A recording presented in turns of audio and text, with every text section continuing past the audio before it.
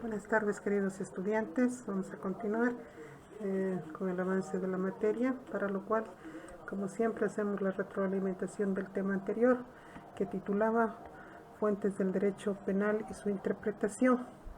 Cuando hablamos de fuente, es el lugar o manantial por el que fluye o emana un líquido, asimilándola al derecho. Entonces, el término fuente en términos jurídicos vendría a ser el principio, fundamento, origen de una cosa. En derecho penal existen dos clases de fuentes. En primer lugar, las fuentes de producción y las fuentes de conocimiento. En las fuentes de producción tomamos en cuenta según indique el sujeto de quien las normas emanan. Entonces, en el derecho penal actual, la única fuente de producción es el Estado, quien tiene el monopolio de acuñar delitos y fijar sanciones distribuidas en penas y medidas de seguridad.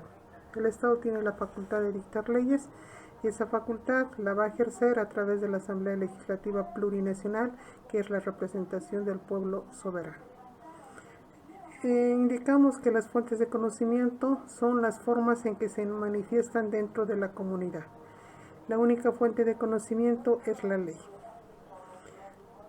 También habíamos hablado de las fuentes inmediatas y las fuentes mediatas. Entre las fuentes inmediatas habíamos dicho que son las manifestaciones estatales de la voluntad, cuyo contenido se va a concretizar en un mandato o una prohibición que vendría a ser la ley.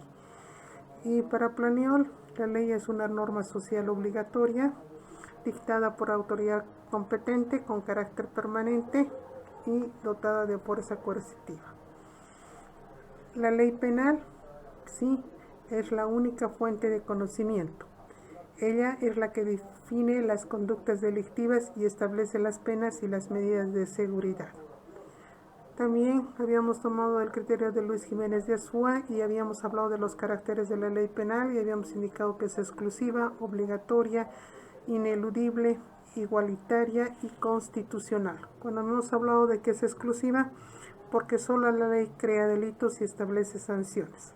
Obligatoria porque obliga a todos los habitantes del territorio nacional.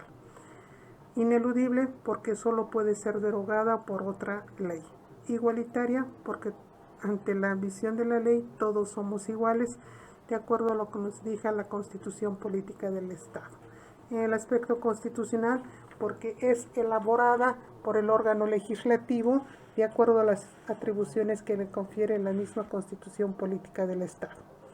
Entre las fuentes mediatas hemos dicho que son los actos que determinan, integran o convalidan normas pertenecientes al derecho penal u a otros ordenamientos jurídicos afines. Entre las fuentes mediatas vamos a indicar la jurisprudencia, la doctrina, los principios generales del derecho y, si no me olvido decir, también tenemos la costumbre.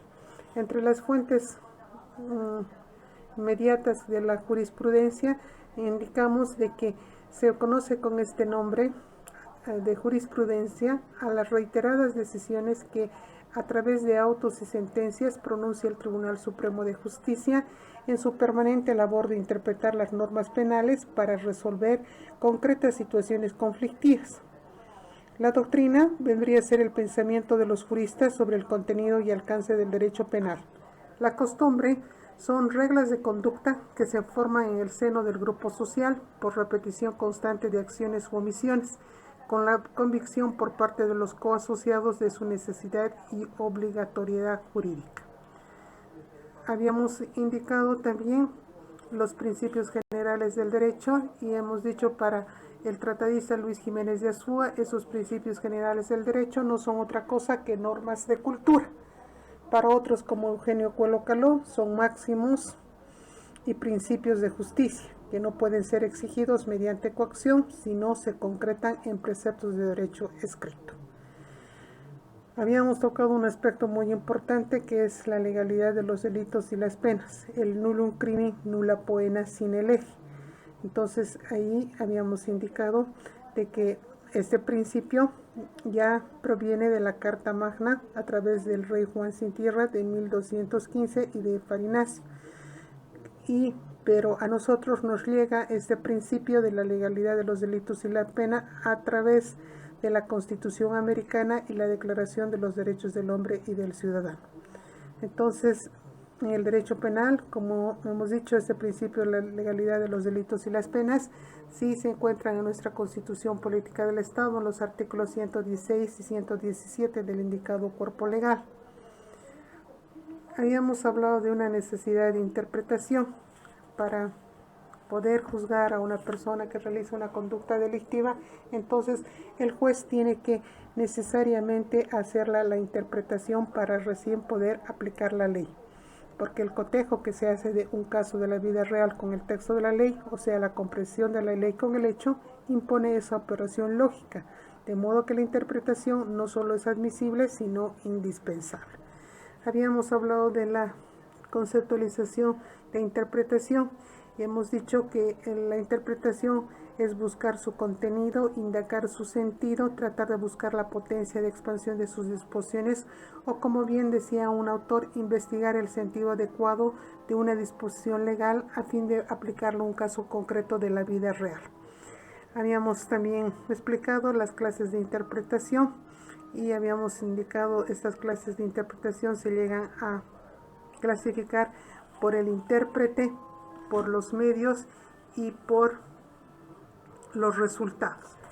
De acuerdo a la clasificación por el intérprete, tenemos la interpretación auténtica, doctrinal y judicial. La interpretación auténtica es la que realiza el mismo poder que dictó la ley, ya sea mediante otra ley o mediante reglas interpretativas contenidas en el mismo texto legal. Y hemos hablado también de la interpretación doctrinal, es la que realizan los tratadistas en sus trabajos y es totalmente libre y creadora y suele vincularse tanto a la ley vigente como a su reforma. La interpretación judicial es la que realizan los jueces encargados de aplicar la ley. Tomando la clasificación de la interpretación por los medios, tenemos interpretación gramatical y la interpretación teleológica. Dentro de la interpretación gramatical es la que debe preceder a todos los demás medios de interpretación y que consiste en buscar el significado de las palabras empleadas por los legisladores. En cuanto a la interpretación teológica, que tiende a desentrañar la voluntad de la ley, atendiendo el fin para el cual fue dictada por medio del examen del conjunto del texto legal, de las razones que motivaron la ley, de la opinión y del derecho de esa época, de la exposición de los motivos con que fue presentada a la Asamblea. Y tomando en cuenta la clasificación de la interpretación por los resultados, tenemos lo que es la interpretación declarativa, la interpretación restrictiva, la interpretación extensiva y la interpretación progresiva. En la interpretación declarativa hemos dicho que existe una exacta correspondencia entre la ley, entre la letra de la ley y el espíritu de la misma. Entre la interpretación restrictiva se reduce al alcance de las palabras de la ley por entender que la voluntad de la misma no permite atribuir a su letra todo el significado que en ella puede caber. En la interpretación extensiva, cuando el intérprete cree que se debe emplear el alcance de las palabras legales para que la letra corresponda al espíritu y la voluntad del texto legal.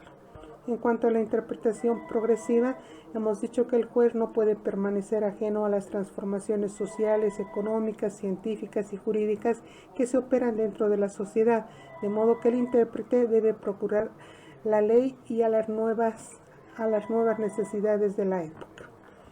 Cuando hablamos de la interpretación analógica, entonces a través de la analogía se trataría de llenar los vacíos o lagunas de la ley, lo que en materia penal no está permitido, porque estaríamos atentando contra el principio nullium crimen nulla poena sine lege.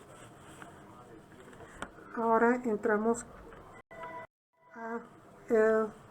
a explicar el nuevo tema que se refiere a la ley penal con relación al tiempo y al espacio, para el cual vamos a tomar en cuenta los siguientes aspectos. Vamos a hablar sobre el nacimiento de las leyes penales, vamos a hablar de la derogación de las leyes penales, vamos a hablar de la sucesión de las leyes penales, vamos a hablar de la irretroactividad de la ley penal, vamos a referirnos a la ley penal más benigna, vamos a hablar de la validez de la ley penal en el espacio, Vamos a también explicar los principios formales para la regulación de la materia.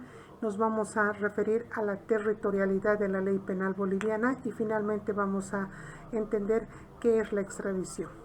Entonces ahí vamos empezando a desarrollar el primer punto, que se refiere al nacimiento de las leyes penales.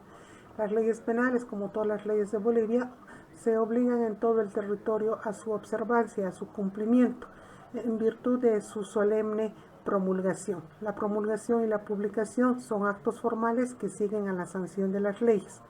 Por eso decimos, de la promulgación viene la ejecutoriedad y de la publicación surge la obligatoriedad.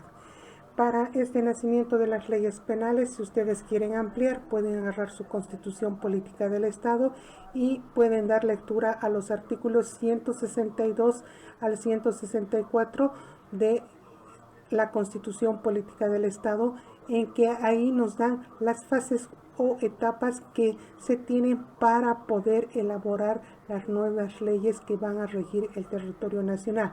Esas fases o etapas tenemos lo que es la iniciativa, tenemos lo que es la discusión, tenemos lo que es la sanción, tenemos lo que es la promulgación y finalmente la publicación.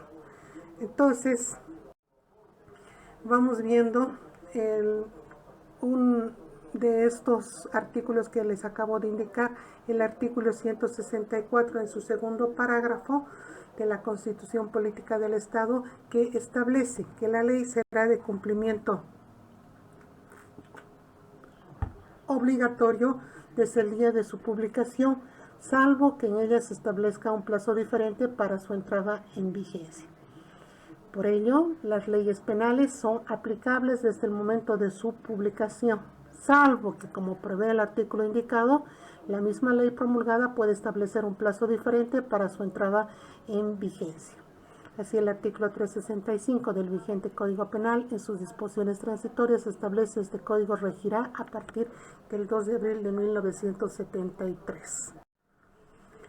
La derogación de las leyes penales. Las leyes penales tienen vigencia hasta que otra ley expresa la abroga o la deroga.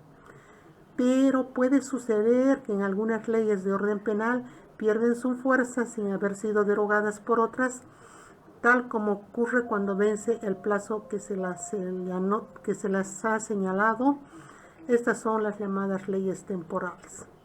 La validez temporal de la ley puede cesar también por haber desaparecido el objeto o circunstancias que le dieron nacimiento.